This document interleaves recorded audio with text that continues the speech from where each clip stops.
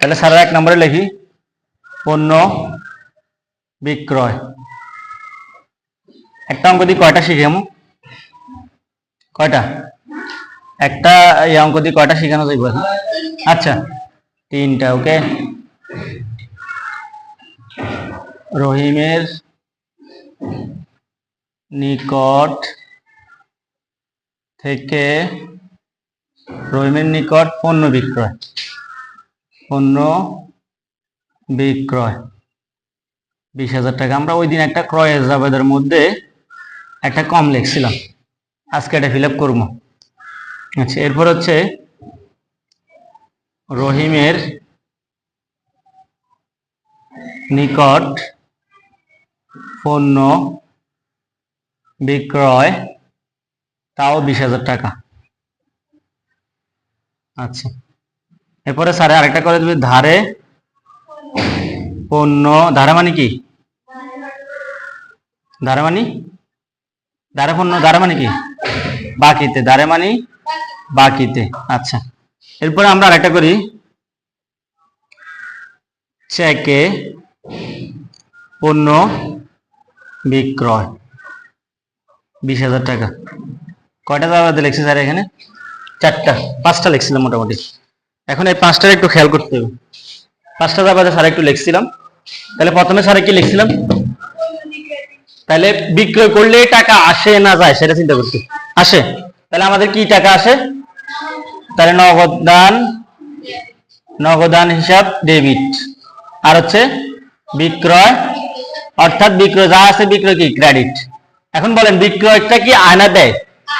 আয়। তাহলে আয়টা কি বাড়ছে না কমছে? এখানে বা ক্রেডিট হলে বাড়ছে, তার মানে আয়টা যখন ক্রেডিট হয় তখন এটা সেটা বাড়ছে। তাহলে বাড়লে সেটা কার সাথে সম্পর্কিত? মূলধনের সাথে সম্পর্কিত। মূলধন কি হবে?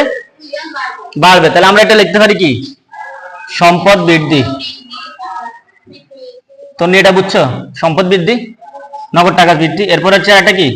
বিক্রয় হলো কি? আয় বৃদ্ধি। আয় বৃদ্ধি। তাহলে এটা হচ্ছে এ প্লাস, এটা হচ্ছে ই প্লাস, মূলধন বাড়ছে। ক্লিয়ার? তার মানে বিক্রয় করলে মূলধন বাড়ছে। আমাদের তো ক্লিয়ার হয়েছে। আচ্ছা, এরপরে কি লিখছে আমাদের? রহিমের নিকট পণ্য বিক্রয় কত টাকা? 20,000 টাকা। তাহলে এখানে বিক্রয় হিসাব তো আছে। এখন আমারে বলেন আগে যে রহিমের নিকট পণ্য বিক্রয় করছে। এখন আমাদেরকে একটা জিনিস জানতে হবে যে পণ্য ক্রয় বিক্রয়ের ক্ষেত্রে যদি কারো নাম উল্লেখ থাকে তাহলে সেটা কি? বাকিতে।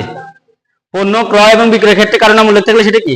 তাহলে আমরা এখানে লিখি, আগে বিক্রয়টা লিখি, বিক্রয় হিসাব ক্রেডিট। বিক্রয় হিসাব কি? ক্রেডিট লিখলাম। এটা লেখে না, তারপরে স্যার বোঝানোর জন্য লিখছিলাম বিক্রয় হিসাব ক্রেডিট। এখন যেহেতু ধারে পণ্য ক্রয়ের ফলে যেহেতু এটা একজনের নাম উল্লেখ আছে তাহলে সেটা কি? বাকিতে। তাহলে বাকিতে বিক্রয়ের ফলে কাজ সৃষ্টি হয় দেনাদারের। এখন দেনাদারের নাম যেহেতু উল্লেখ আছে তাহলে তার দেনাদার লেখা যাবে না, তাহলে লিখতে হবে রহিম হিসাব। তাহলে কি হিসাব লিখতে হবে? রহিম হিসাব। রহিম হিসাব ডেবিট। এখন বলেন রহিমটা কি? দেনাদার। তাহলে দেনাদারটা বাড়ছে না কমছে? তাহলে সম্পদ বাড়ছে। সম্পদ বাড়ছে, তাহলে সম্পদ বৃদ্ধি। সম্পদ বৃদ্ধি। আর হচ্ছে বিক্রয়টা হচ্ছে কি? আয় বৃদ্ধি। আয় বৃদ্ধি। তাহলে সম্পদ হচ্ছে এ plus E plus E plus. বুঝে গেছে? আচ্ছা, তাহলে রহিমের নিকট পণ্য বিক্রয়। পণ্য বিক্রয়, হ্যাঁ, রহিমের নিকট পণ্য বিক্রয়, এটা কি হবে? দুটো এক নেই। রহিমের নিকট থেকে আমি এখানে ওই যে রহিমের নিকট থেকে এখানে লিখি নেই, রহিমের নিকট থেকে নগদে পণ্য বিক্রয়। রহিমের নিকট নগদে পণ্য বিক্রয়। রহিমের নিকট নগদে পণ্য বিক্রয়। তাহলে এখানে রহিম নাম আছে, নগদ আছে, বিক্রয় আবার আছে। তার মানে কোনটার প্রাধান্য হবে? যদি নগদ লোক থাকে তাহলে নগদ হিসাব হবে।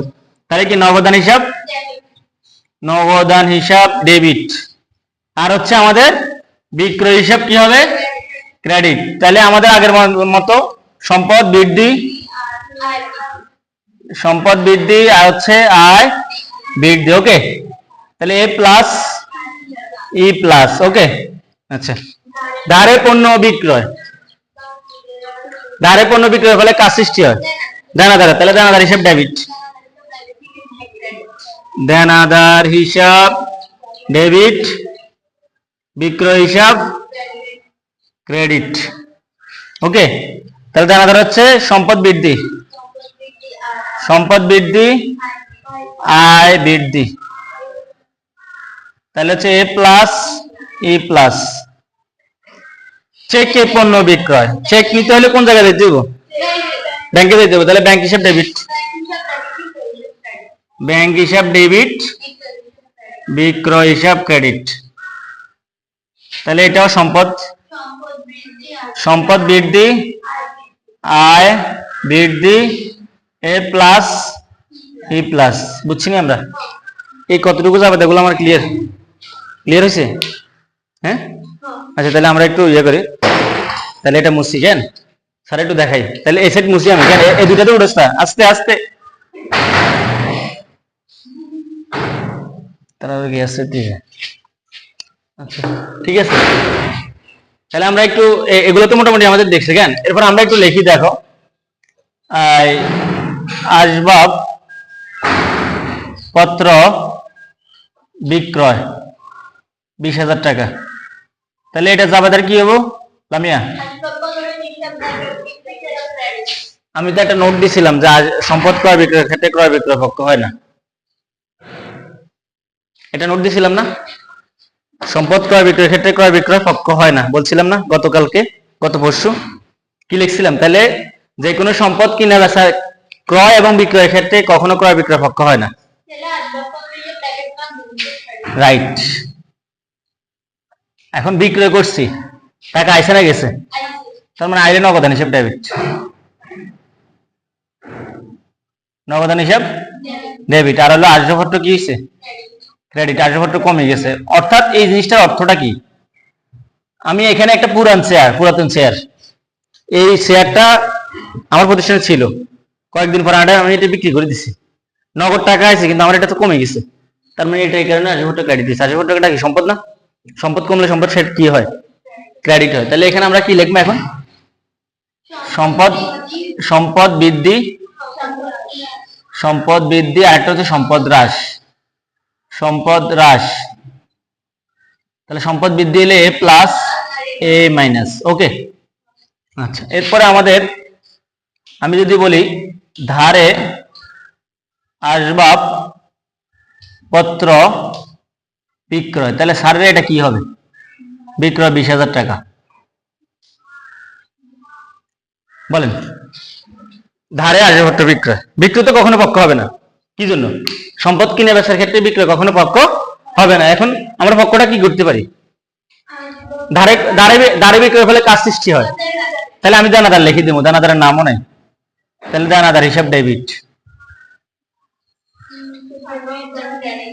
আর নগদান কিনলে হবে আসবাবপত্র হিসাব, আসবাব, এখানে নগদের কোনো কথাই না, ধারে বলছে আসবাবপত্র হিসাব ক্রেডিট। তাহলে এটা কি হবে? দানাদার কি হবে? সম্পদ, সম্পদ বৃদ্ধি, আর হলো সম্পদ হ্রাস, সম্পদ হ্রাস। তাহলে এ প্লাস এ মাইনাস। এতটুকু বুঝছি কিনা? আর আসেনি আমাদের জাবেদার? আসেনি বিক্রয় সংক্রান্ত জাবেদার আছে?